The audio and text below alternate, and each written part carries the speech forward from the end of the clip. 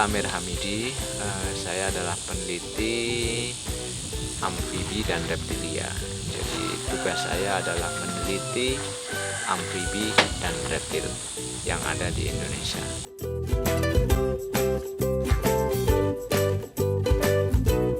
Kasus gigitan ular di Indonesia yang terbanyak adalah dari jenis ini, Trimeresurus insularis.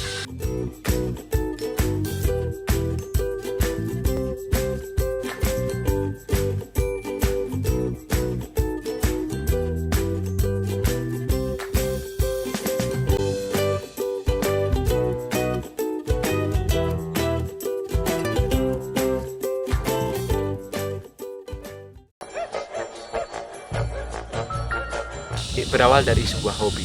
Jadi ketika adik-adik sudah senang pada suatu objek tertentu, fokus di situ.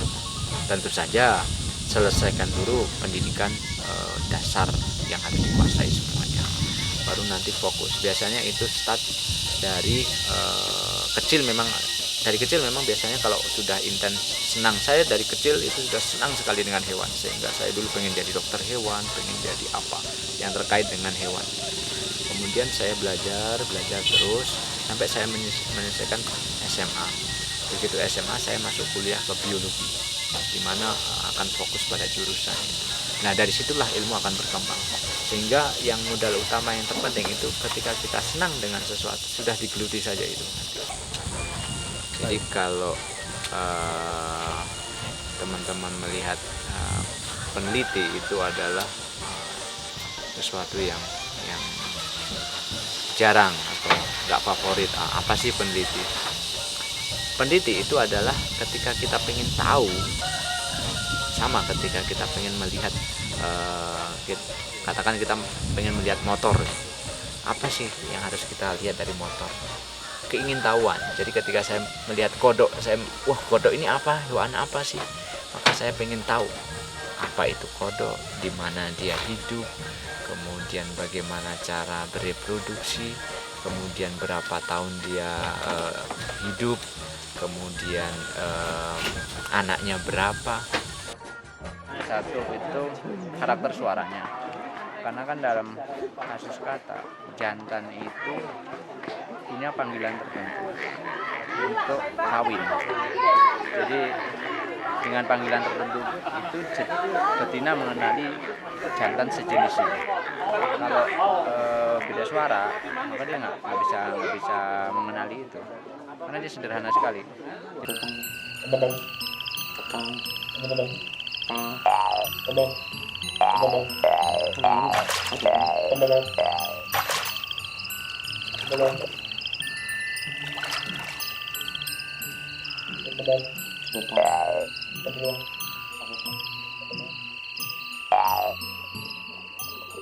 Herpetologi itu adalah logi, itu logos atau ilmu. Herpet itu adalah hewan melata.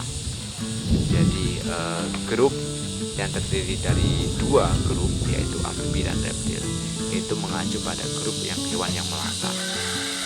Jadi kalau kita lihat dari sistem klasifikasi di biologi itu kan ada sistem klasifikasi. Itu ada hewan apa grupnya, satu grup amfibi dan satu grup reptilia. Amfibi itu apa? Amfibi itu ada kata, ada kodok, kemudian ada salamander, kemudian ada gimnopiona. Kemudian kalau reptil itu apa saja? Ada ular, ada kura-kura, ada penyu, ada komodo, ada tokek. Itu jadi grup hewan-hewan itu yang. Nah, logi tadi ilmu, sehingga ilmu yang mempelajari tentang hewan-hewan tersebut, itu yang namanya herpetologi.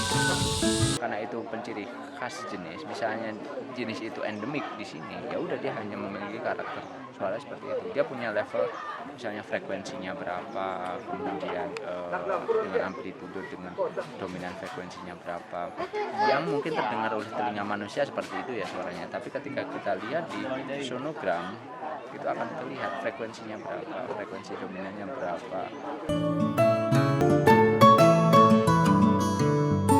Kami sekarang meneliti tentang kata, kemudian kami juga meneliti tentang ular, kemudian juga meneliti tentang kadal.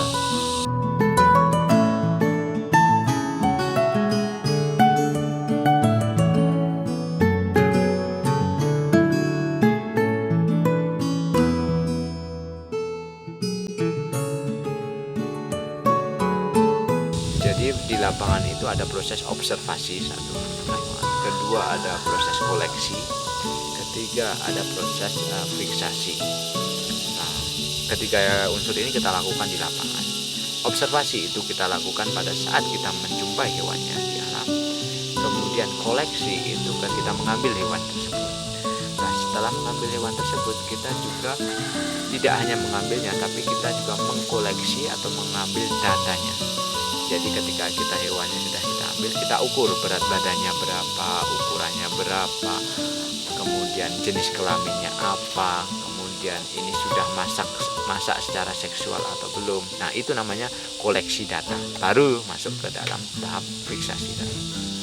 Ada bahan kimia yang digunakan untuk pengawetan, yaitu formalin, kemudian ada pinset, kemudian ada tray, dan kemudian ada untuk pengambilan data itu ada alat ukur tentu, alat ukur berat, kemudian alat ukur panjang atau bisa penggaris, bisa medline.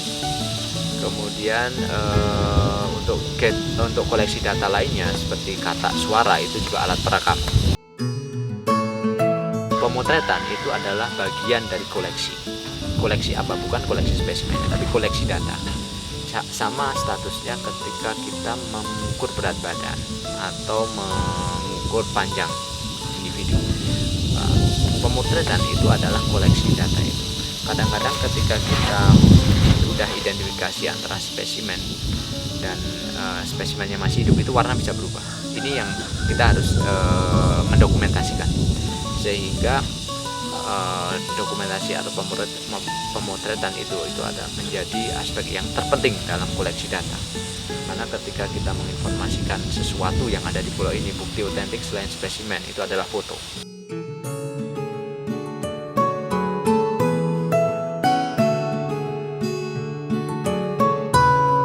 Konservasi itu ada 3 aspek. Satu, aspek pengawetan, kedua aspek pelestarian, dan juga aspek pemanfaatan. Jadi artinya ketika ada hewan atau tumbuhan, misalnya orang memakan katak untuk konsumsi, kita harus tahu berapa jumlah katak yang bisa dikonsumsi agar populasi di alam tidak terganggu. Untuk tes DNA yang diambil itu adalah hati dan otot. Intinya DNA itu berada di dalam sel, dari bagian sel apapun sebenarnya bisa. Tapi yang terpenting, sel yang terbanyak itu kan ada di dalam hati dan otot. Spesimen itu adalah bukti ilmiah, otentik ilmiah tentang keberadaan suatu jenis di suatu wilayah. Sehingga ketika kita mengklaim atau menginformasikan bahwa jenis itu ada di wilayah Sumba misalnya, buktinya apa? Satu, buktinya adalah spesimen. Yang kedua, buktinya adalah foto. Nah, bukti ilmiah inilah disimpan di National Depository Center atau di Museum Nasional, atau di dalam ini adalah Museum Zoologikum Bogoriense. Itu adalah untuk pusat referensi koleksi hewan-hewan seluruh Indonesia. Jadi ke pulau-pulau Indonesia itu punya apa saja sih? Itu contoh spesimennya ada di sana. Nah, ini bukti bahwa di sini ada. Sama ketika kita mengklaim harimau Jawa ada di Jawa atau harimau Bali ada di Bali. Sekarang harimaunya udah punah. Bukti foto tidak ada. Sekarang kalau kita mengklaim di Bali dulu pernah ada harimau, apa buktinya? Nah, sekarang di Museum Bogor masih ada itu spesimennya harimau Bali.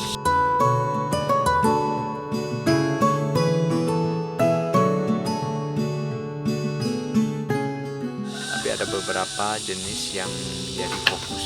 Salah satunya adalah ular hijau.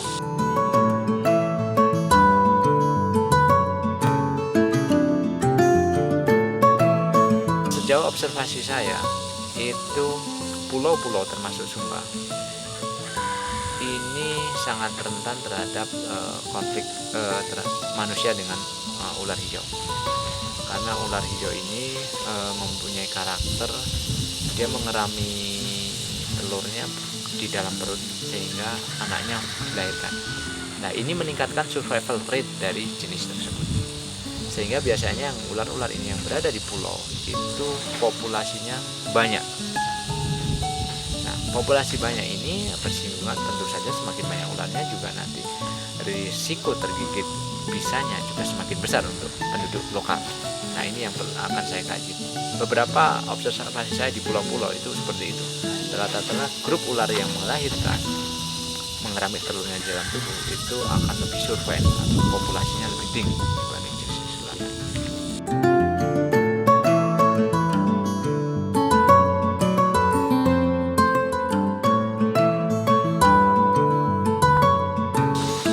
Kasus gigitan ular di Indonesia yang terbanyak adalah dari jenis ini, Trimeresurus insularis, yang tercatat terbanyak, dan pemerintah sampai saat ini belum memiliki antibisanya. Nah, untuk membuat antibisa, pemerintah membutuhkan data yang real, berapa banyak orang telah tergigit oleh ular ini.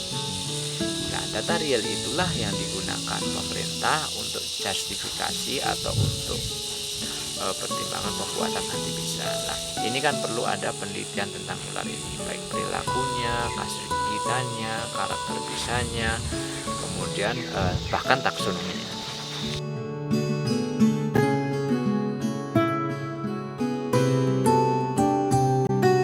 Di daerah baik di hutan maupun di pinggiran hutan, dan dia tersebar mengikuti di mana ada mangsanya. Mangsanya bisa kadal, bisa tokek, bisa katak, dan biasanya dekat-dekat karena ular itu, hewan-hewan reptil itu tidak akan jauh dari air, berada di lokasi-lokasi yang lembab. Ular hijau ini ada dua jenis di Indonesia, yang grup Trimeresurus alburabis dan Trimeresurus insularis, grup Trimeresurus. Nah, yang ada di pulau-pulau di Nusa Tenggara itu adalah yang Trimeresurus insularis.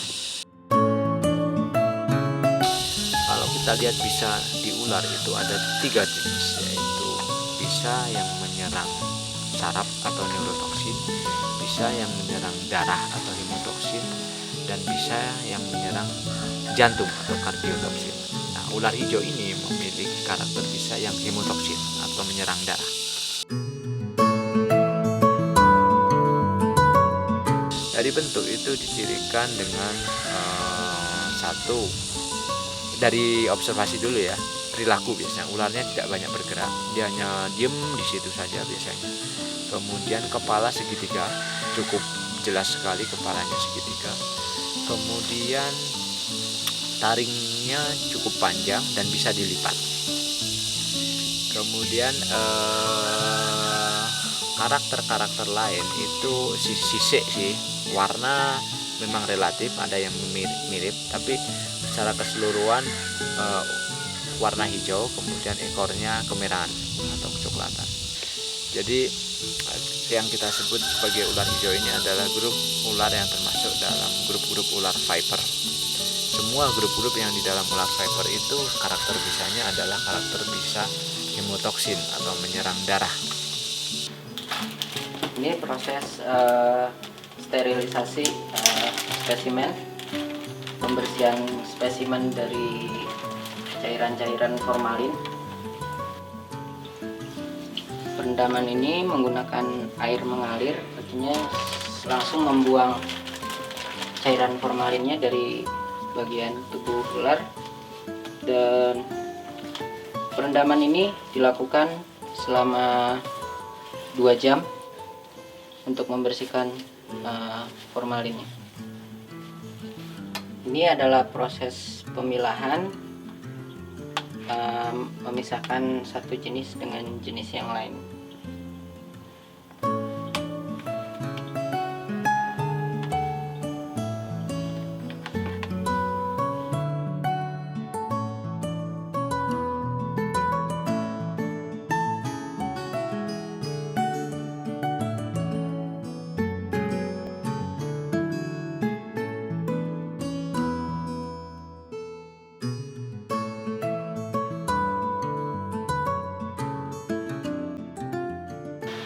proses cataloging dan labeling. Cataloging labeling ini menandakan di satu spesimen dalam satu botol, dan labelnya ini masuk ke dalam botol. Ya, ini sterilisasi sebelum spesimen masuk ke ruang koleksi.